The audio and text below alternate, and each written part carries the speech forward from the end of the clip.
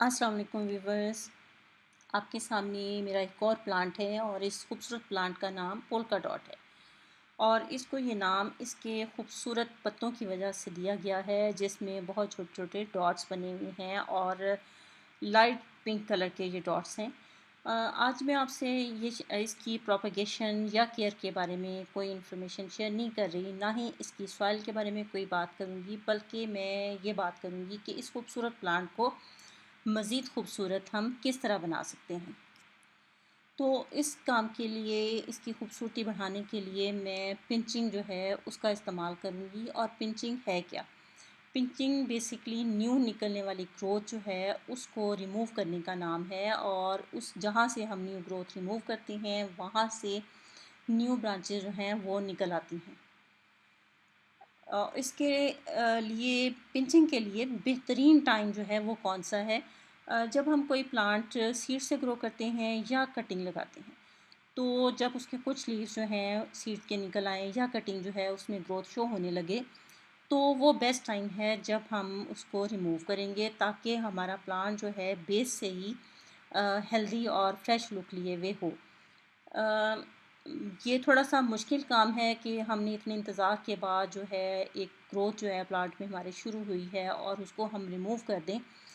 लेकिन यकीन मानिए कि जब आप इस पिंचिंग का या इस कटिंग का, रिमूवल का आप रिज़ल्ट देखेंगे तो आपका दिल खुश हो जाएगा कि आपने बहुत सही टाइम पे बहुत सही फ़ैसला किया और आपका प्लांट जो है वो इतना खूबसूरत नज़र आ रहा है।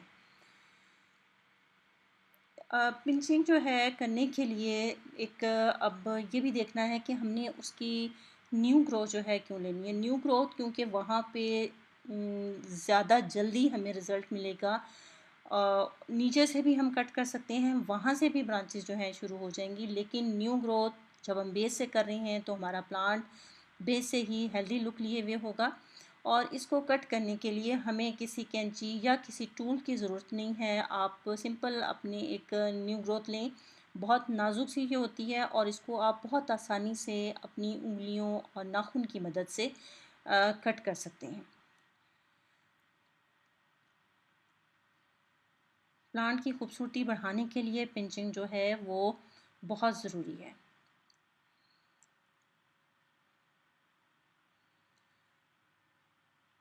अब ये जो है न्यू ब्रांच है, इसके ऊपर से मैं इसको रिमूव करूँगी। और उसको मैंने आसानी से, बिल्कुल सॉफ्ट है, इसको बहुत एहतियात के साथ के इस रिमूव कर देंगे। पीछे से भी आप ज़रा पकड़े रखें, ताकि ये ना हो कि आप इसको रिमूव कर रही हैं और पीछे से भी आपकी स्टेम जो है अलहदा हो जाए और आपका प्लांट जो है ख़राब हो। इस तरीके से ये हमने निकाल ली है।